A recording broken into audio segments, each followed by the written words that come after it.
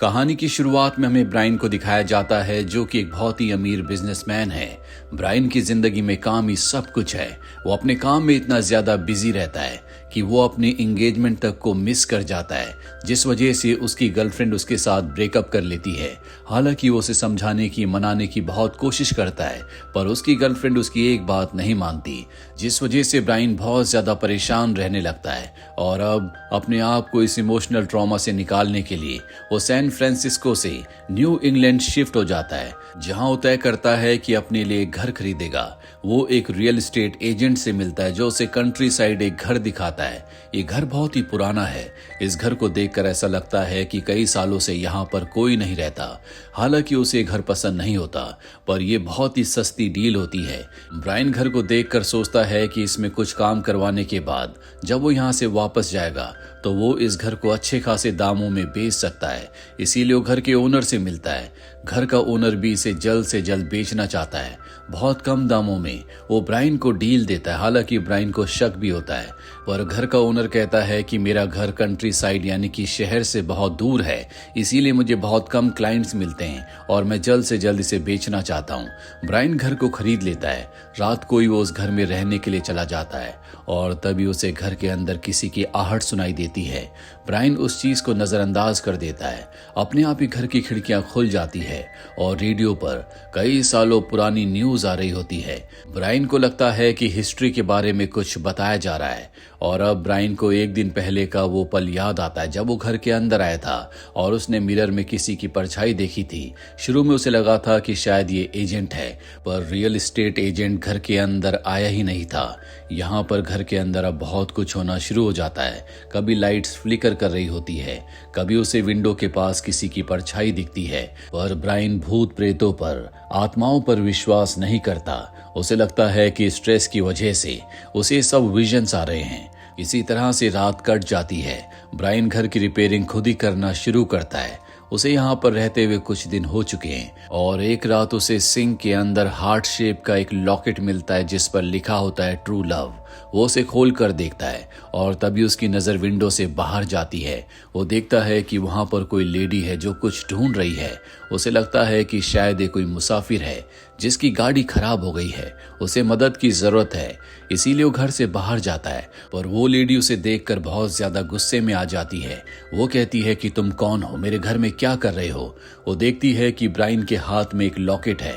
वो कहती है कि मैं इसी लॉकेट को ढूंढ रही थी, ये मेरा लॉकेट है। ब्रायन लॉकेट को उसकी तरफ बढ़ाता है और जब वो लॉकेट को पकड़ने की कोशिश करती है तो वो लॉकेट को छू भी नहीं पाती, जिससे वो डर जाती है और घर के अंदर भाग कर आ जाती है।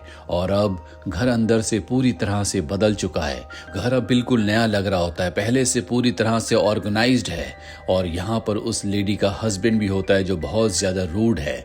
इसके बाद ब्रायन भी घर के अंदर आता है, पर अब घर एक बार फिर से पहले जैसा हो चुका है। ब्रायन को लेडी कहीं नहीं दिखती, पर उसकी हल्की हल्की आवाज उसे आ रही होती है। हालांकि ब्रायन अंदर से डर चुका है, पर उसे ये भी लगता है कि शायद उसकी दिमागी हालत पहले से खराब हो रही है। अगली सुबह ब्रायन काम पर चला जाता है और जब वो घर वापस लौटता है तो उसे वही लेडी उसी जगह पर मिलती है। पर यहाँ पर हम देखते हैं कि लेडी को यहाँ आसपास कुछ और ही नजर आ रहा होता है और ब्रायन को कुछ और, जैसे कि लेडी को सामने एक फूलों का बागीचा दिख रहा होता है, पर ब्रायन को एक जंगल, जिसका मतलब ये है कि इन दोनों को अपने अपने वक्त की चीजें दिख रही हैं। ब्रायन को लगता है कि वो एक आत्मा है और उस लेडी को लगता है कि ब्रायन एक आत्मा है। ये लेडी हर रोज बागीचे से फूल तोड़कर अपने कमरे में रखती है, जिन्हें ब्रायन ने भी देखा था और हैरान हो गया था कि उसके कमरे में फूल किसने रखे। वो लेडी कहती है कि जिस कमरे में तुम जाते हो वो मेरा और मेरे हस्बैंड का कमरा है। साथ ही जो पेंडेंट यानी कि लॉकेट तुम्हें मिला था हार्ट शेप वाला, वो मेरा लॉकेट है। दरअसल ब्रायन को लॉकेट एक रस्टी बहुत पुराना दिख रहा होता है और उस लेडी को लॉकेट बिल्कुल नया दिख रहा होता है। वो कहती है कि 2 दिन पहले ये खो गया था जो तुम्हें सिंक के अंदर मिला। ब्रायन बहुत ज्यादा कंफ्यूज्ड होता है कि इन दोनों को चीजें अलग अलग कैसे दिख सकती है। इस बारे में वो बहुत सोचता है। जल्दी उसे समझ में आ जाता है कि ऐसा सिर्फ समय की वजह से हो सकता है, यानी कि वो लेडी समय में उससे पीछे है। जो चीजें उसके लिए नई है, ब्रायन के लिए वही चीजें पुरानी है। ब्रायन उस लेडी से पूछता है ये कौन सा सन है।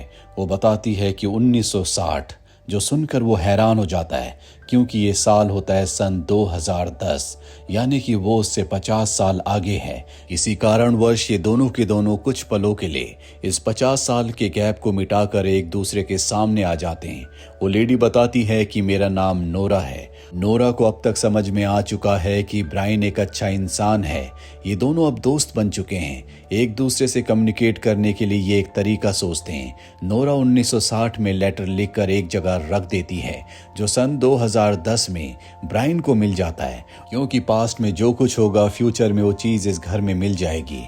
और अब ब्रायन हर रोज काम से सिर्फ इसीलिए जल्दी आ जाता है ताकि वो नोरा के लेटर को पढ़ सके। नोरा के लेटर से उसे उसके बारे में बहुत कुछ पता चलता है।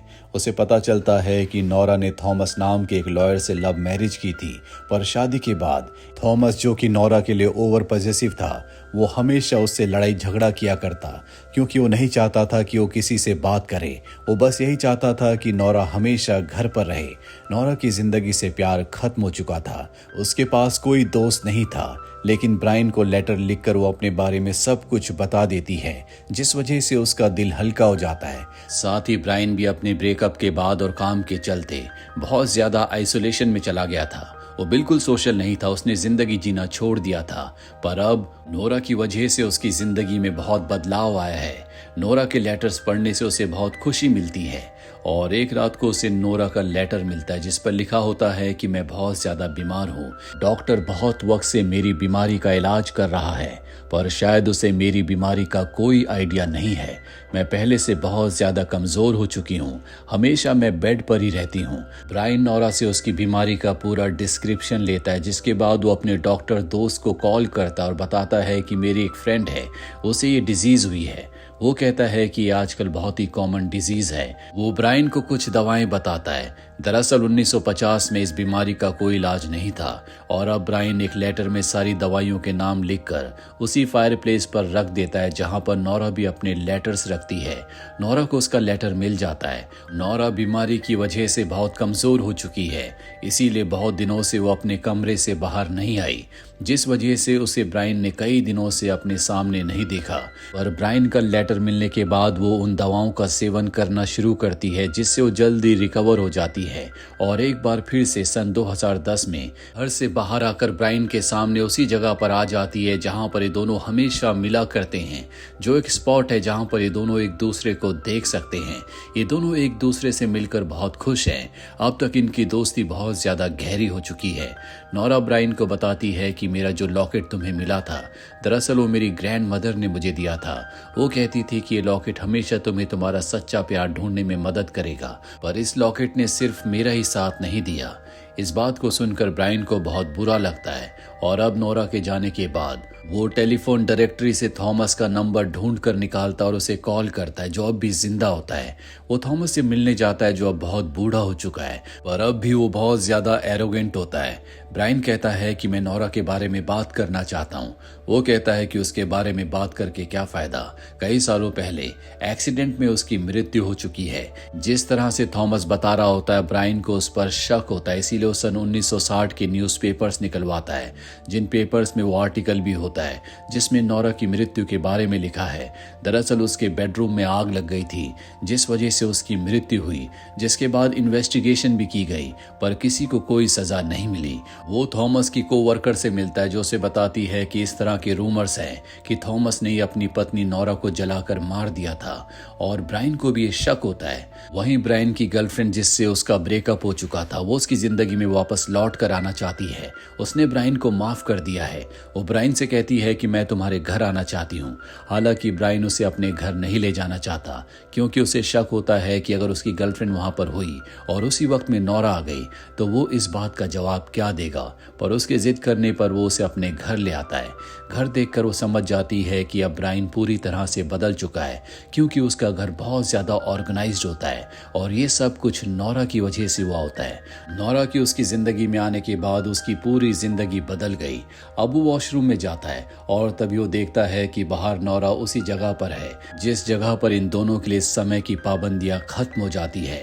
वो भागकर नौरा के पास जाता है जो कि बेंच पर बैठी हुई है। वो बहुत ज्यादा डरा हुआ होता है। वो नौरा से कहता है कि आज रात तुम्हें किसी भी कीमत पर घर छोड़ना होगा, क्योंकि उसे विश्वास है कि आज वही रात है जिस रात को थॉमस ने नौरा को जलाकर मार दिया था। नौरा उस पर विश्वास करती है।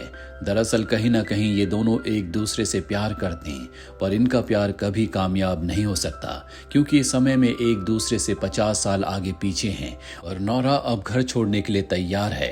वो घर के अंदर जाती है जहां पर थॉमस है। वो थॉमस से कहती है कि मैं इस घर को छोड़कर जाना चाहती हूँ, पर थॉमस जो कि पूरी तरह से कंट्रोलिंग हस्बैंड है, वो उसे जाने की इजाजत नहीं देना चाहता। साथ ही डॉक्टर से उसे पता चला था कि नौरा को जो दवाइयां दी गई थी जिससे वो ठीक हुई, वो उसके किसी दोस्त ने बताई थी।